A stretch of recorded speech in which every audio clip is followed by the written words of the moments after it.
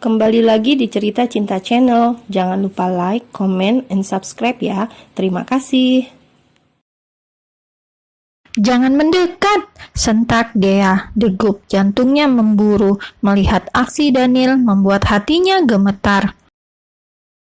Pria mesum, rutuk wanita muda itu dalam hati ketika Daniel tak memakai apa-apa dan melangkah semakin dekat ke arahnya. Dea sudah ketar-ketir. Malam ini sepertinya ia akan masuk ke dalam kandang buaya. Lihat sorot matanya. Belum disentuh, Dea sudah ngeri duluan. Daniel menyeringai. Ia paham betul dia sedang merasa takut dan panik. Terlihat dari raut wajahnya yang berubah pucat. Mana anak nakal nan bandel yang tadi menyalak terus pada dirinya. Daniel tersenyum penuh kemenangan dalam hati. Kenapa? Apa kamu takut? Lain kali jangan terlalu berani. Aku mengalah bukan karena aku salah, tapi karena aku sayang, ucap Daniel sembari merengkuh pinggang ramping wanita muda yang mulai nampak cemas tersebut. Bohong. Pegang ini, iramanya memburu ketika aku sedang bersamamu.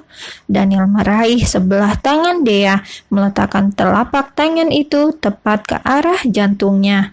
Ada degup jantung yang berdebar tak biasa, cepat dan keras.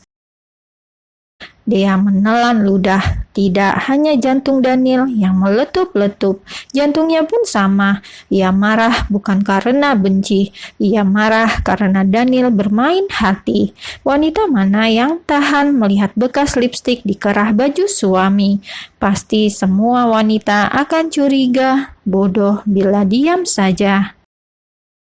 Bagaimana bisa aku percaya? Orang bodoh pun pasti curiga. Tatap aku, kamu bisa lihat, adakah aku bohong padamu? Harusnya lewat mata kamu paham orang itu berkata bohong atau tidak. Dan aku lebih percaya pada bukti. Dia masih mempermasalahkan kemeja dengan bekas lipstik warna merah. Daniel tersenyum tipis. Ia menurunkan wajahnya sedikit, membisikkan sesuatu ke telinga Dea. Aku suka cemburumu, teruslah cemburu. Itu artinya kamu benar-benar sudah jatuh hati padaku. Sebal, dia mendorong dada Daniel kuat-kuat. Sayang, Daniel sudah memprediksi reaksi sang istri. Tubuhnya tak gentar. Sekuat apapun dia mendorong, ia tetap bertahan. Berdiri kuat tak terkalahkan. Tetap kokoh bagaikan semen 5 roda. Lepasin! Gagal mendorong tubuh suaminya, dia meronta. Ia ingin lepas dari dekapan Daniel yang memeluknya dengan erat. Nanti akan aku lepaskan, segera setelah urusan kita selesai, ujar Daniel dengan penuh arti. Daniel pun langsung membopong tubuh istrinya. Ia dengan sengaja mendudukkan Dea di atas meja terdekat. Nggak mau. Dia melotot, tangannya menutupi tubuhnya. Ia memeluk tubuhnya sendiri. Dari sorot mata sang suami, dia yakin suaminya menginginkan itu sekarang. Bagaimana kalau aku memaksa? Seringai Daniel dengan jiwa yang sudah berkobar. Tangannya menyentuh lembut wajah Dea, merapikan anak rambut yang menutupi mata wanita muda tersebut. Perlahan ia membelai pipi mulus itu dan turun ke bibir. Tangannya sempat terhenti sejenak, kemudian kembali turun, menyusuri inci demi inci makhluk yang paling anut tersebut. Cek! Dia menangkap tangan Daniel. Wanita itu menggeleng pelan, seolah meminta Daniel menghentikan aksinya. Terlambat, Daniel terlanjur on fire. Tubuhnya sudah bergejolak. Dia sudah sangat terlambat bila memintanya berhenti sekarang.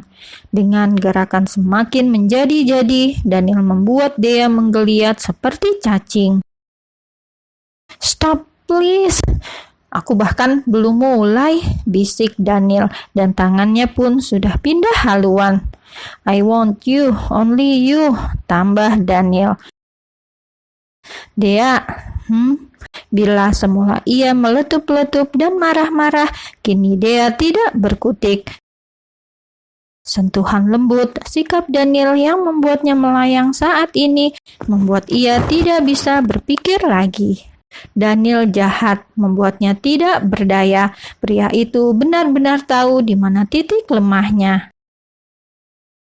Wanita muda seperti Dea, darahnya masih mudah terbakar. Hal kecil dapat langsung menyulut emosinya, dan hal kecil juga bisa membakar hasratnya yang masih anget-angetnya.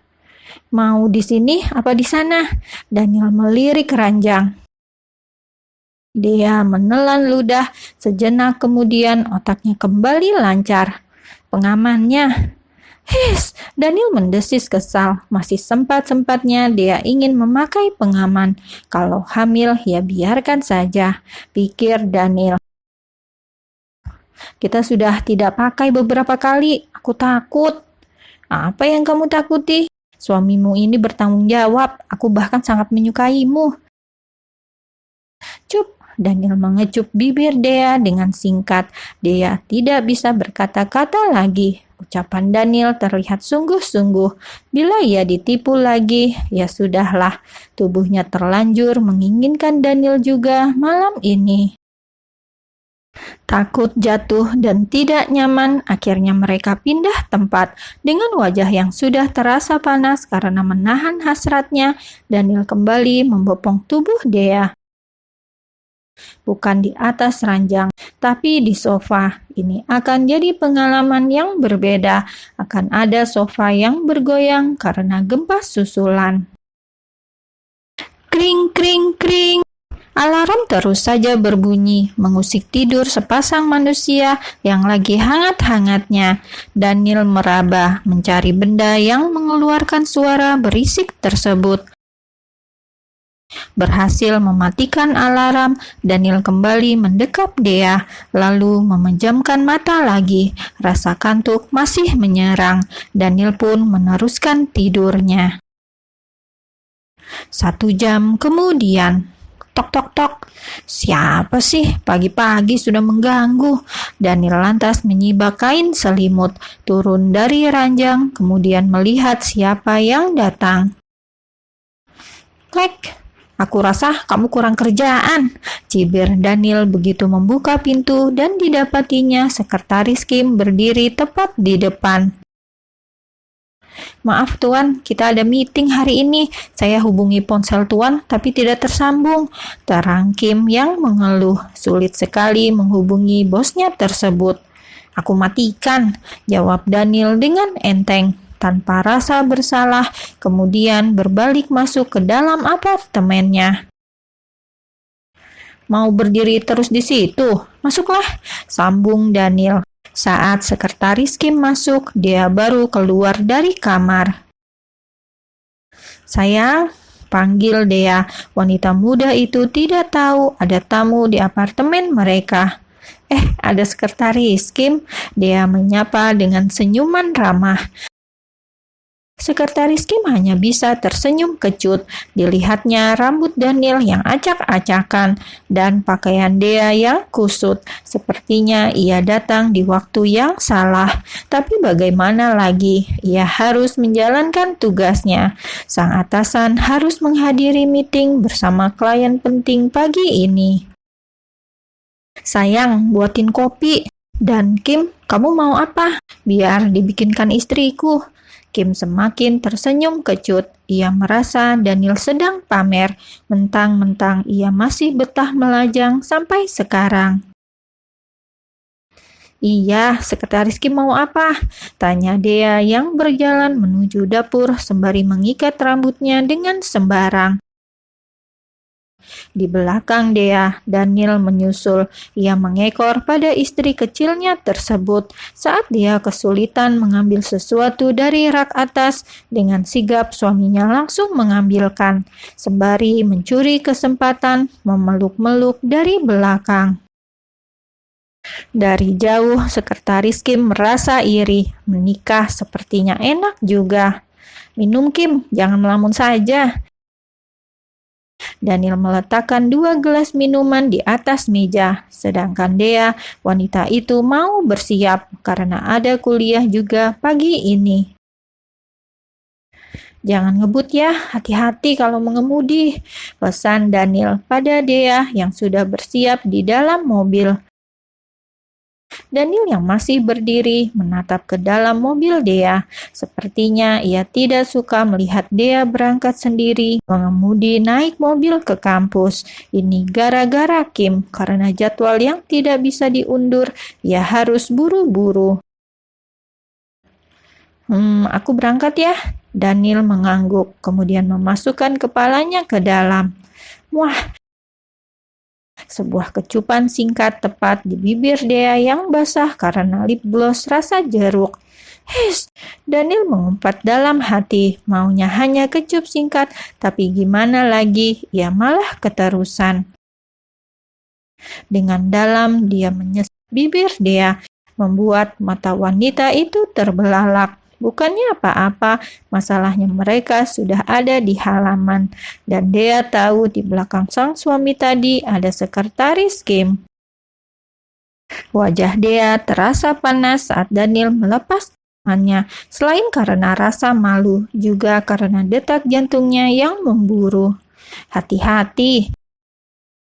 Daniel menarik diri, membiarkan Dea pergi, sedangkan sekretaris Kim sejak tadi harus tersiksa karena pemandangan yang mengusik jiwa jomblonya. Ayo Kim, ajak Daniel dengan tenang seperti tidak apa-apa. Di sebuah ruangan ber-AC, nampak beberapa orang berpakaian rapi. Semua sedang memperhatikan seorang wanita yang sedang presentasi dengan gaya yang meyakinkan. Nampak cerdas dan penuh rasa percaya diri. Sesekali beberapa orang tersebut mengangguk bersama-sama saat mendengarkan sang pembicara. Dan setelah meeting selesai, semua pergi meninggalkan ruangan satu persatu. Yang tersisa tinggal Daniel, sekretaris Kim, dan perwakilan dari pimpinan kantor cabang. Terima kasih untuk waktu dan kesempatan yang Pak Daniel berikan. Pimpinan cabang tersebut mengulurkan tangan untuk berjabat tangan. Daniel menyambut dengan ramah. Sama-sama. Jadi, kapan proyek ini resmi dimulai? Tapi kamu butuh Pak Daniel langsung untuk meninjaunya. Daniel diam sesaat. Ia kelihatan berpikir. Nanti biar sekretaris saya yang urus. Jawabnya kemudian. Baik, saya tunggu kabar dari Pak Daniel. Kalau begitu, saya mohon untuk undur diri. Daniel mengangguk melepas kepergian orang tersebut. Kim, urus semuanya. Aku tidak bisa pulang pergi ke luar kota atau luar negeri dalam waktu dekat ini. Tapi Tuhan, astaga Kim, menikahlah. Nanti kamu pasti paham bila menjadi sepertiku. Kim hanya bisa menelan ludah. Bila tanda tangan Tuan bisa di copy paste, sudah pasti semua bisa saya atasi, gumam Kim. Apa Kim? Jangan bicara seperti tawon, aku tak dengar. Bukan apa-apa Tuan, baik, semua akan saya kerjakan.